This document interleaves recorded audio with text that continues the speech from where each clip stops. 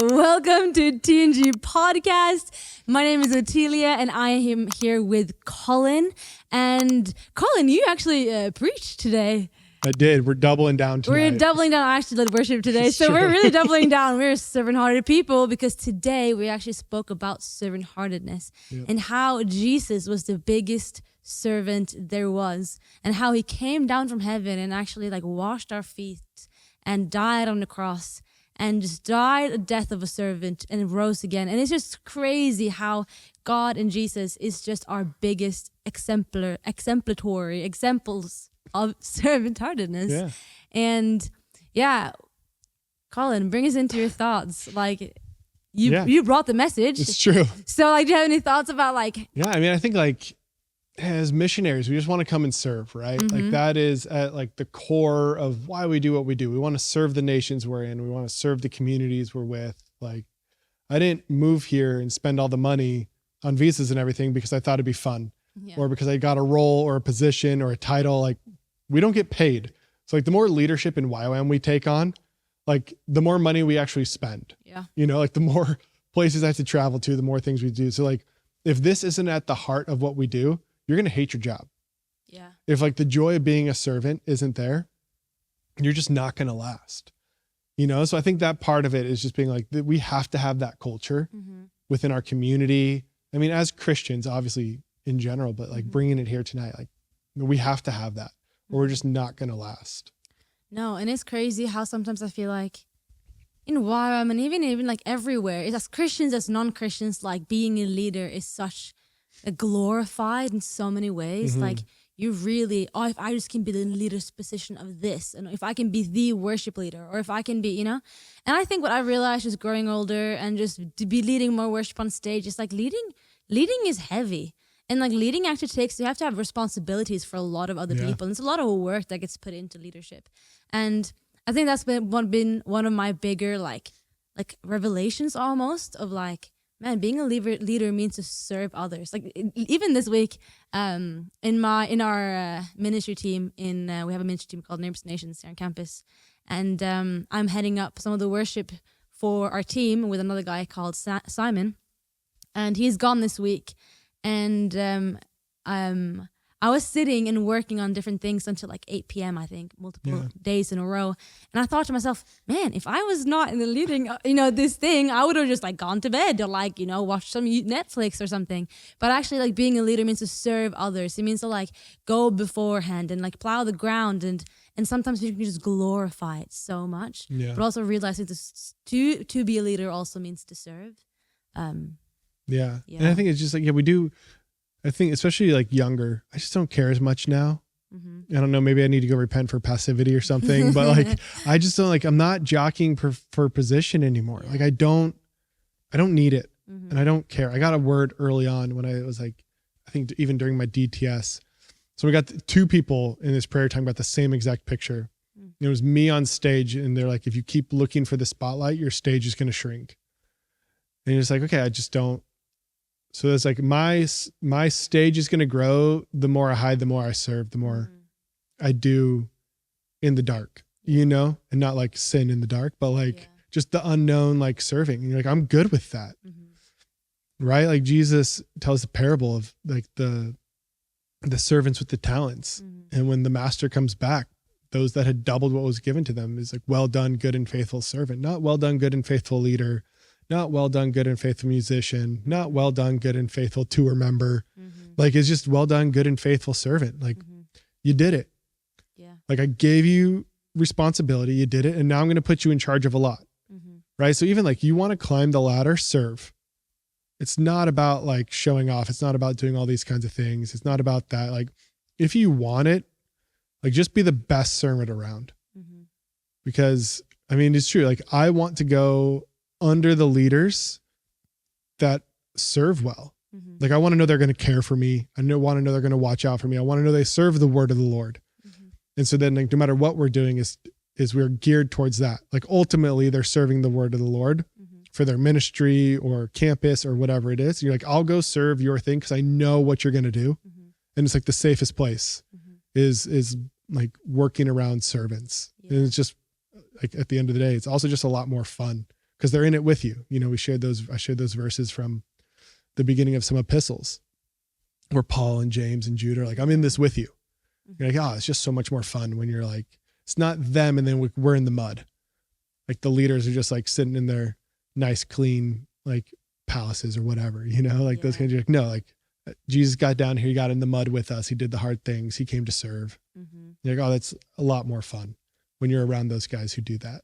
So true. And even like you were saying how they were kind of explaining themselves or introducing themselves. And they would always say, Paul the servant, and even the way I feel like, even the way they were describing themselves is very much like, I am a servant to God, so as like you are.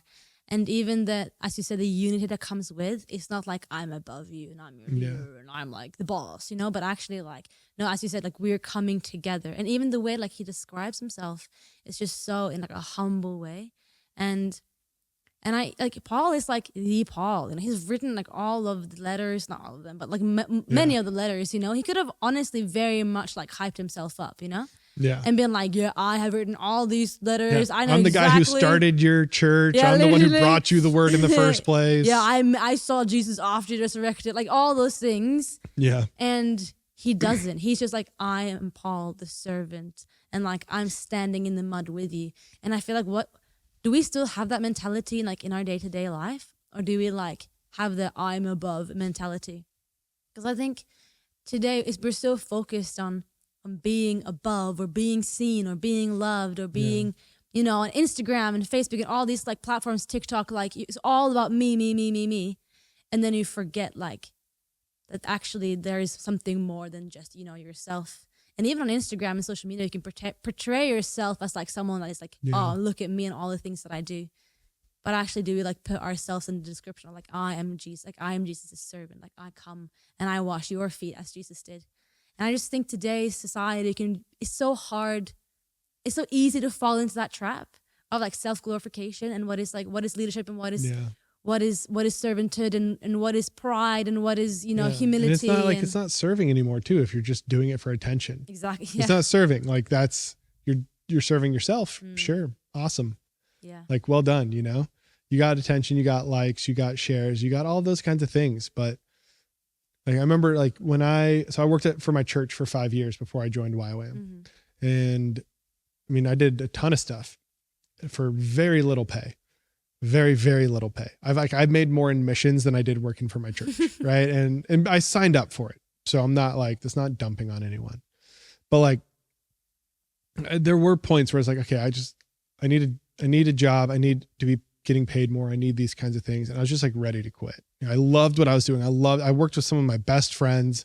It was so much fun, right? I was championed as a young person, given responsibility. Like I helped grow our junior high ministry and I ran all of our camps and retreats and mission trips. I did all this kind of stuff. And it's like stuff I would never get to do. It's like an 18, 19-year-old getting to do those things outside of YWAM especially is rare, right? It's so much good, but just ready to quit. Like I just wanted to be like, I want a paycheck. And now I'm in missions and I still want a paycheck. Like, but there's 3 times. I remember very vividly 3 times, like Monday morning, I'm going to go in, I'm turning in my 2 weeks, I'm done. And the first time Sunday night, our worship pastor walks up to me after a service and was just like, hey, I just want to thank you for all you do. Like, I know other people don't see it.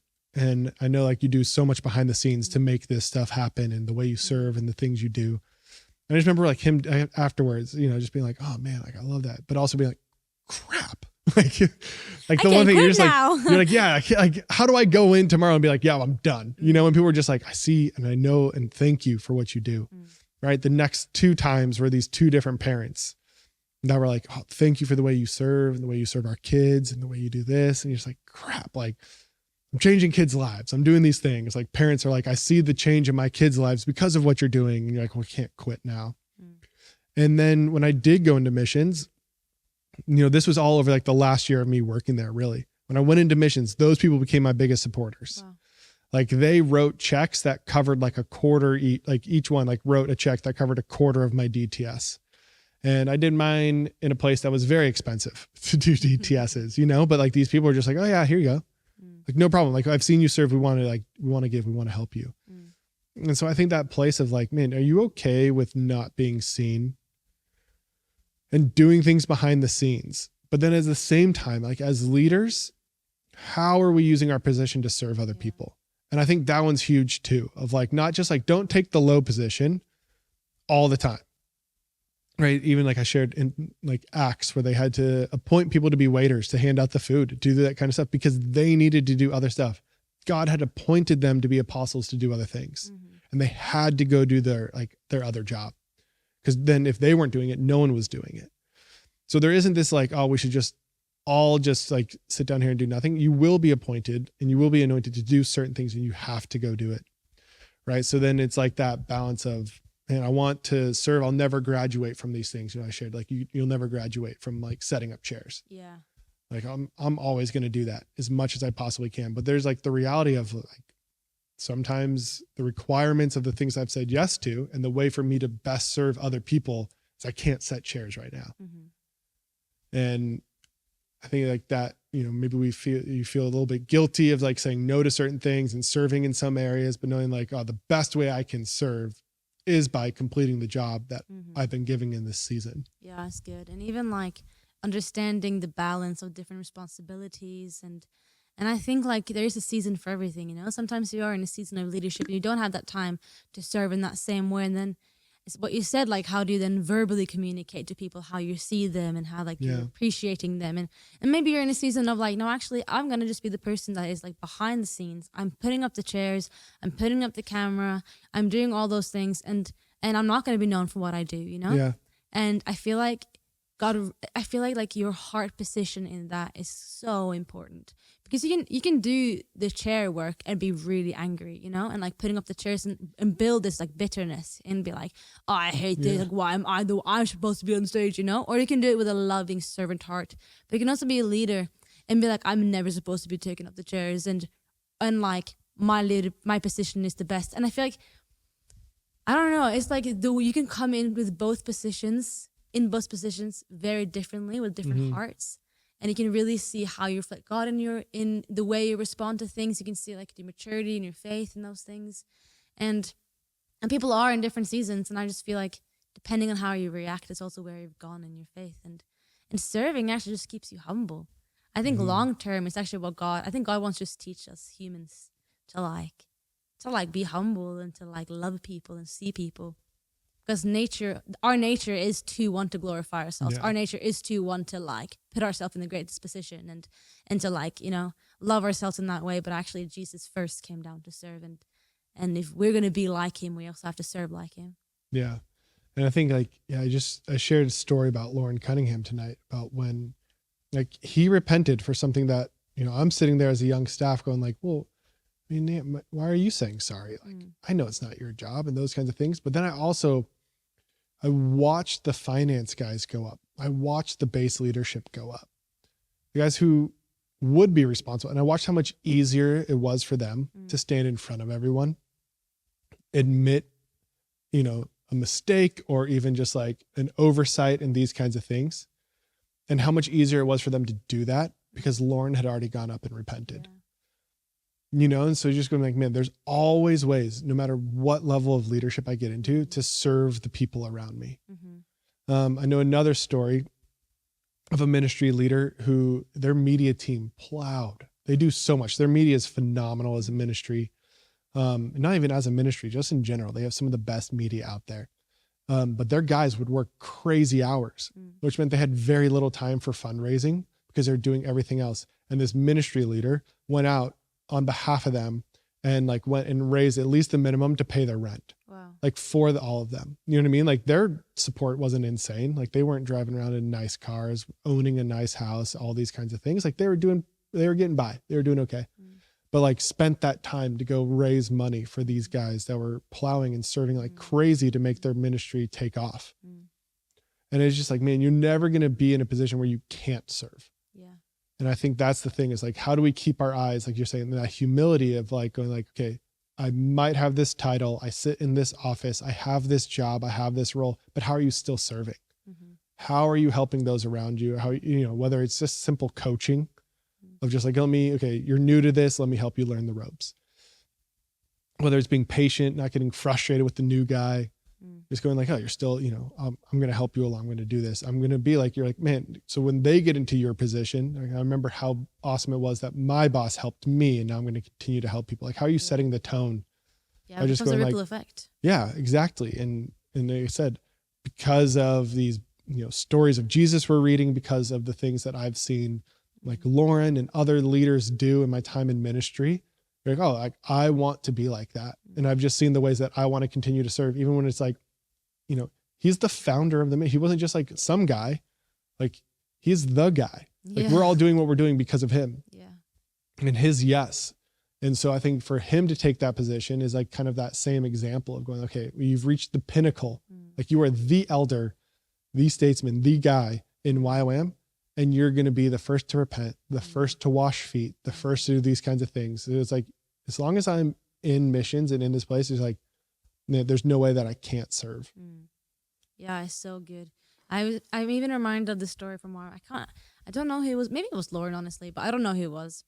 And it was this YWAM guy was preaching on the stage, and this non-YWAMer was there to listen, and it was good, and he liked it. And then I think maybe an hour later, he went to the bathroom, and the preacher had actually like gone from stage, and then he was washing the toilets. And you would think to yourself, like, why would this preacher that just didn't taught this whole class about God, go there and wash the toilets? And it's just such like modeling the Christ to us, and like how, God himself came down from heaven to serve us. And obviously this preacher you can't be compared to what Jesus did, but like he was on the stage and he went down and he washed the toilets as Jesus came down from heaven, like in the body of a human, a baby, and served us in that way. And I just think to myself, like, how many times do I like serve in my week? Like in my work week here in YWAM Harpenden, like what do I do to serve others, or do I just go about my day and do my own thing? Yeah. And I just think it's what I'm doing is too important to press pause to do that thing. Yeah, and like and you can like really like I don't have time. Like why would I like help upset with the chairs? I have a meeting, I don't know. Obviously, if you have a meeting, you have to go to the meeting. But like in my day to day, like do I actually serve people, or do I just do my own thing?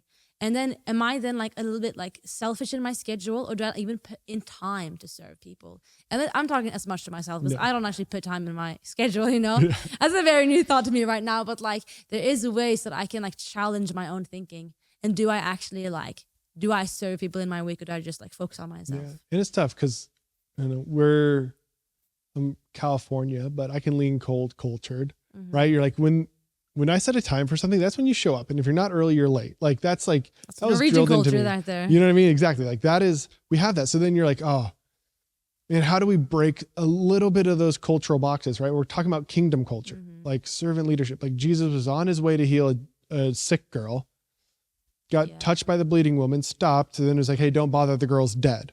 And he's like, well, yeah, but I'm going to raise her from the dead. You know what I mean? Like there's like that, but you're going like, man, if I was on the way to do something like that, if that same scenario happened in cold culture, like you're chewing Jesus out. Yeah. You're like, you were supposed to be here at 2:00. It's 2:03 and my daughter's dead. Right. And he's just like, well, I healed someone else when I was on the way here, and like, don't worry, like she's going to be fine, like that kind of stuff. But like, we're like, no, like you were late.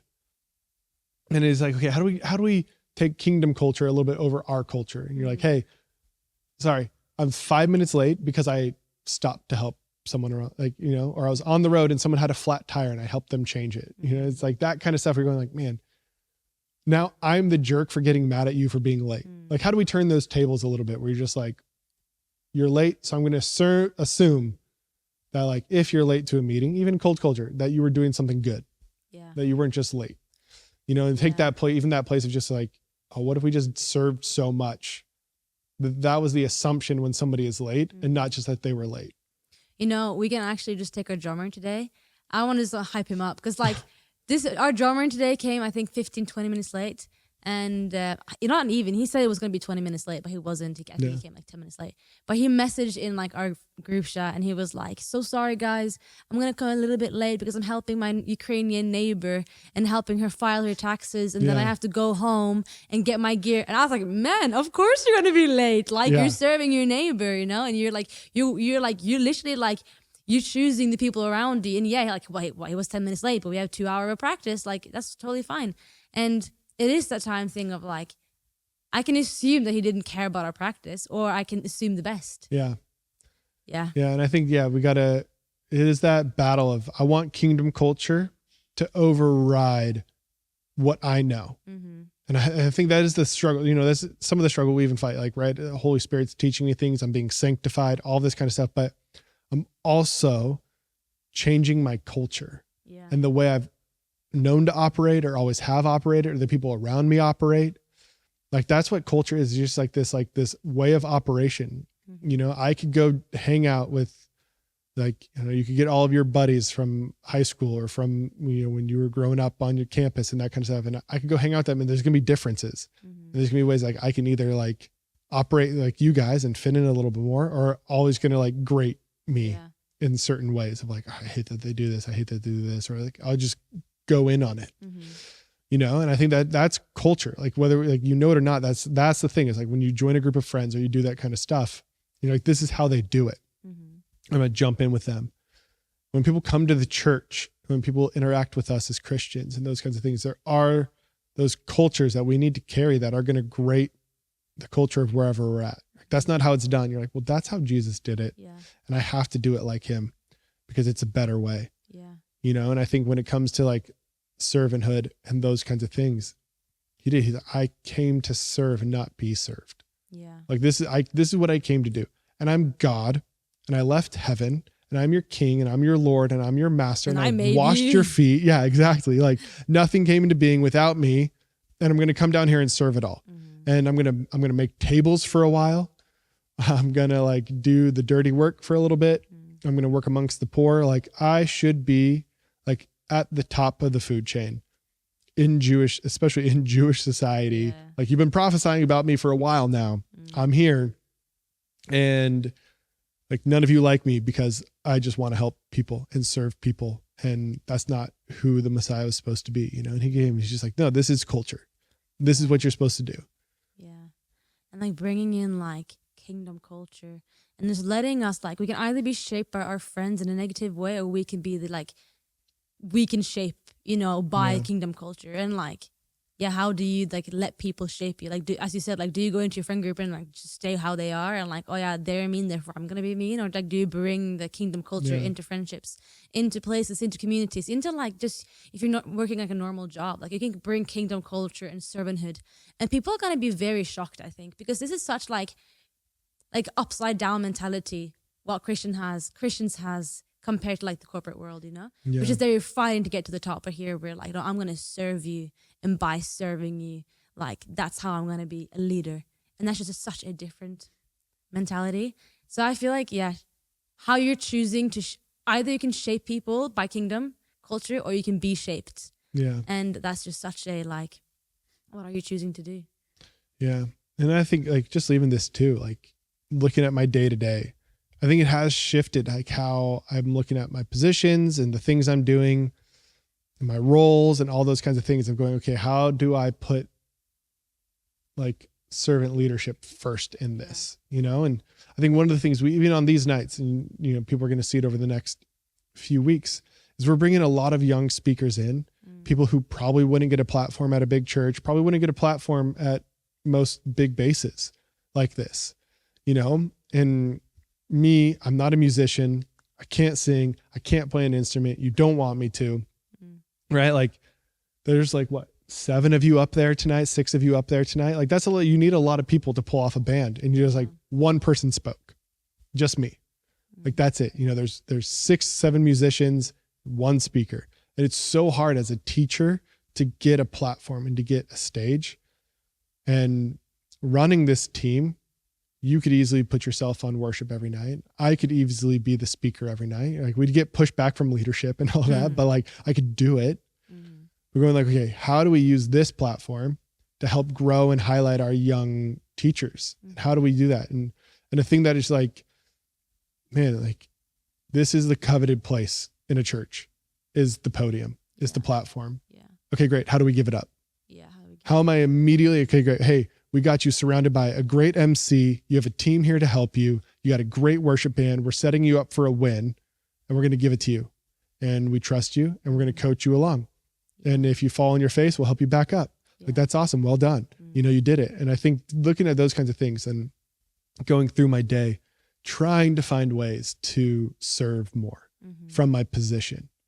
How can I give, especially in YWAM, one of our values is to champion young people. How am I doing that from like every spot I have? How am I setting up a young person for a win? And how, again, then can I like fade back a little bit more? Yeah. And it's not this like, how am I delegating and handing off responsibility and not doing anything? But it's going like, okay, every year, 20 new young people show up.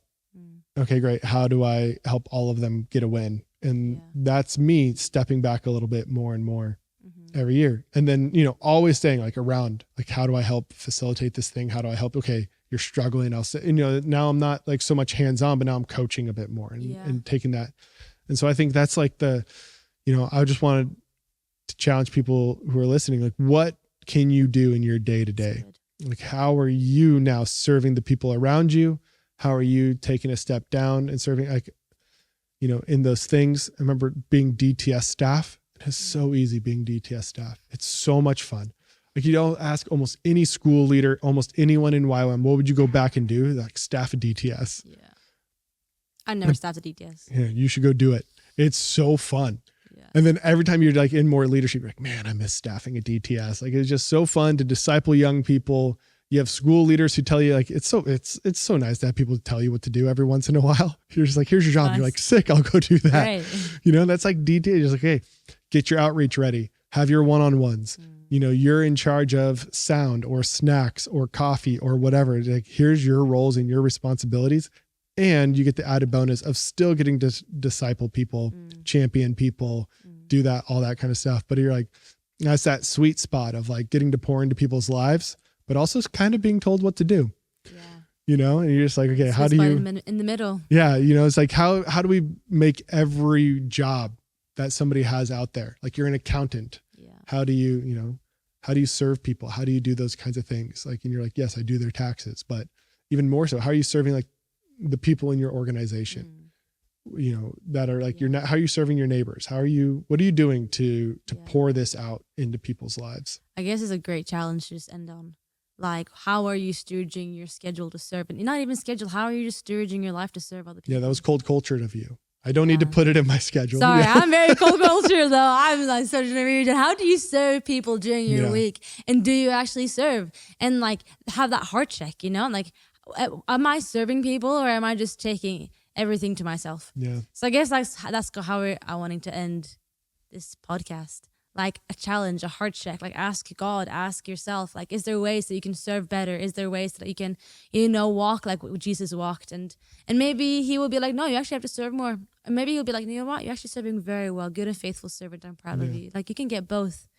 And if you get you should serve more, like, you should take it in and be like, okay, I'm going to grow like Jesus walked. I'm going to grow into how he was. So if you're not doing it, I guarantee your church is looking for people to help usher, kids stuff, youth, all of it. I guarantee. I don't know any church. They'll be happy. I've never met a church that's like, we have enough. Please, nobody sign up. Nobody signed up to serve anything else. So if you're looking for a baseline starting position, I guarantee Sunday service, they got something for you. Man, thank you guys so much for dropping in, listening to this podcast. And we will see you next week. Come on. Come on. Chee-hoo.